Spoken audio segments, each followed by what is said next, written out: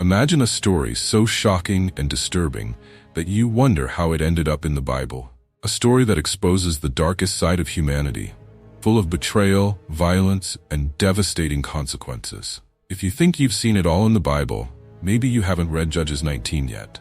This narrative has the ability to leave anyone speechless, and today we're going to dive into it to discover the profound lessons it carries. But be warned, this is not an easy story to listen to. So get ready to understand what may be the darkest tale in the entire Old Testament. It all begins in the days when Israel had no king. The Bible makes it clear that this was a period of moral chaos, where everyone did what was right in his own eyes. And it is against this backdrop that we meet a Levite who lived in the hill country of Ephraim, in the north of Israel. He had a concubine, who can also be interpreted as his wife. This woman, who lived in Bethlehem, in the south of Israel, decided to leave her husband and return to her father's house. The reason? Infidelity. The Levite then decides to go after her. He travels from Ephraim to Bethlehem to bring her back. When he gets there, he is welcomed by the woman's father. But instead of settling everything quickly and returning home, the father insists that he stay another day. This goes on for 4 days until the Levite decides it's time to leave. The story could have ended here, but it is at this point that it takes a tragic turn. The Levite and his concubine set off in the late afternoon. During the journey, they approach a town called Gibeah, in the land of the tribe of Benjamin. Tired and looking for a place to spend the night, they stop in the town square, hoping that someone will take them in. But surprisingly, no one offers hospitality, something that was culturally expected at the time. When all seemed lost, an old man appears, and seeing the couple, offers them shelter in his house. What happens next is simply terrible. Wicked men from the city surround the old man's house and demand that he hand over the Levite so that they can abuse him. The owner of the house begs them not to commit such an atrocity, offering his own daughter and the Levite's concubine in exchange. The mentality of the time valued a man's honor more than the dignity of women, a clear reflection of how morally lost humanity was. When the men insist, the Levite makes an unthinkable decision. He gives his concubine to the crowd. She is brutally raped throughout the night, and at dawn finds the strength to return home, but collapses at the door, where she dies.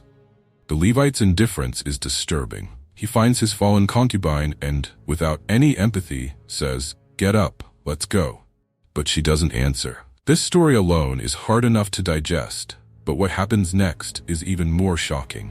When the Levite returns home, he takes the body of his concubine, cuts it into 12 pieces, and sends each part to one of the tribes of Israel, with a message detailing the horrors that took place at Gibeah. His intention is to mobilize the tribes against the tribe of Benjamin, which is responsible for the criminals. And indeed, the tribes come together, horrified by the atrocity. What does this story teach us? Firstly, it shows what happens when there is no responsibility. Israel was without leadership, and the result was moral chaos. When no one is accountable for their actions, the most atrocious decisions become possible. This narrative mirrors human decadence when we turn away from God. But there is much more to be explored in this story, including the devastating consequences that unfold in the following chapters. Continue with me on this journey to understand how wrong decisions can trigger a spiral of destruction and what we can learn from it. After the shocking revelation of what happened to the concubine, the tribes of Israel unite in outrage. The message sent by the Levite, accompanied by the pieces of the woman's body, generates a national commotion. No such terrible atrocity had been recorded since the Israelites left Egypt. The tribes recognize that something needs to be done and quickly convene an assembly in Mizpah, where everyone gathers to decide how to deal with the situation. At the meeting, the Levite recounts the events in detail, exposing the vile behavior of the men of Gibeah and how it has disgraced the entire nation. The leaders of the tribes agree that this injustice cannot be ignored. They send messengers to the tribe of Benjamin, demanding that the men responsible for the violence be handed over to face justice. However, the Benjamites refuse. Instead of handing over the culprits, they decide to protect them, an act that triggers a civil war. This moment reveals something profound about human nature: the tendency to protect our own, even when they are clearly in the wrong. Instead of uniting against evil, the Benjamites choose tribal loyalty over justice. it's a fatal mistake. The other 11 tribes, outraged by Benjamin's response, gather an army of 400,000 men and march against the rebellious tribe. The following chapter recounts the events of a bloody and devastating battle. On the first day of fighting, the Benjamites, with only 26,000 soldiers, achieve a surprising victory, killing 22,000 men from the tribes of Israel. On the second day, history repeated itself. Another 18,000 Israelites lost their lives. The 11 tribes, demoralized, seek divine guidance. They go to the tabernacle and weep before God, asking if they should continue fighting against their brothers. The divine answer is clear: yes, go on. On the third day, the Israelites change their strategy. They prepare an ambush. While one part of the army lures the Benjamites out of the city, another unit hides, ready to attack. By the time the Benjamites realize they've fallen into a trap, it's too late. The city of Gibeah is set on fire, and Benjamin's army is crushed. Only 600 men manage to escape into the desert, where they hide. The impact of this war is devastating. Almost the entire tribe of Benjamin is wiped out. The end result is a nation divided and bloodied, with families on both sides suffering irreparable losses. The victory of the 11 tribes comes with a bitter aftertaste, as they realize that in seeking justice, they ended up almost destroying one of the tribes that made up Israel. This part of the story teaches us something crucial. Bad decisions always have greater consequences than we imagine. The Benjamites' refusal to hand over the guilty led to a war that resulted in the deaths of thousands of innocent people. Even the most righteous acts, such as seeking revenge or applying justice, can get out of hand when they are not guided by wisdom and moderation. But the story doesn't end there. What happens next reveals an even more complex and darker side to this narrative, showing how trying to right wrongs can lead to even more questionable choices. Let's move on and understand how Israel dealt with the consequences of this conflict. The 400 virgin women of Jabesh-Gilead were taken and given to the 600 surviving men of the tribe of Benjamin. This seemed to be a partial solution to the problem, but it still left 200 men without wives, threatening the future of the tribe. The dilemma remained: how to help Benjamin without violating the sacred oath not to give away his daughters in marriage. The tribes then devised another controversial solution.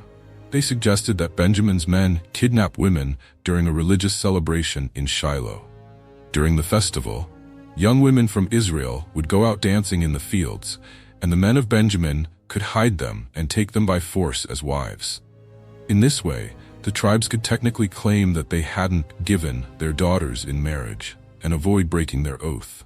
This plan was implemented, and the remaining 200 men captured women from Shiloh to become their wives. This violent and morally questionable practice ensured the survival of the tribe of Benjamin, but left deep scars on Israel's collective conscience. The actions taken to remedy the near extermination of a tribe raised ethical and spiritual questions that echoed for generations. In the end, the Benjamites rebuilt their cities and began to get back on their feet. But what became clear was how far Israel had strayed from God's purpose. The last verse of the book of Judges sums up the state of the nation perfectly. In those days there was no king in Israel, and everyone did what seemed right in his own eyes. This final phrase encapsulates the moral chaos, lack of leadership, and absence of reverence for God's law that characterized that era. Violence, impulsive decisions, and a lack of submission to God's will not only destroyed lives, but also jeopardized the future of a nation called to be a light among others. The story of Judges 19-21 is a grim reminder of how disobedience and distancing oneself from God can lead to a spiral of destruction. However, even in the midst of the devastation, there are important lessons we can learn. This story, dark as it is, offers us profound insights into human nature and the need to depend on God for moral and spiritual guidance. The tragedy of Judges 19:21 teaches us 5 essential lessons that are still relevant today. First lesson: the absence of spiritual leadership brings chaos. When everyone does what is right in his own eyes, the result is moral and social disorder. Instead of following God's law, the Israelites allowed their emotions, pride, and impulses to guide them. This is a reminder that we need solid spiritual authority in God's direction to avoid moral decay. Second lesson: impulsive decisions have serious consequences. From the moment the Levite sent away the pieces of his concubine, to the attack on Jabesh Gilead and the kidnapping plot in Shiloh, we see how hasty actions can lead to disastrous results. This challenges us to reflect deeply before acting, seeking divine wisdom rather than relying solely on our own ideas. Third lesson: sin affects more than just the sinner. The actions of the men of Gibeah not only destroyed a life, but sparked a civil war that resulted in the deaths of thousands of people. Sin is never isolated. It has a domino effect, affecting families, communities, and even nations. Fourth lesson: even in chaos, God offers grace. Despite Israel's failures and sins, God allowed the tribe of Benjamin to be restored. This is a reminder that even in our worst decisions, God is willing to give us another chance, as long as we repent and seek His mercy. Lesson 5. We need to treat everyone as God's image bearers.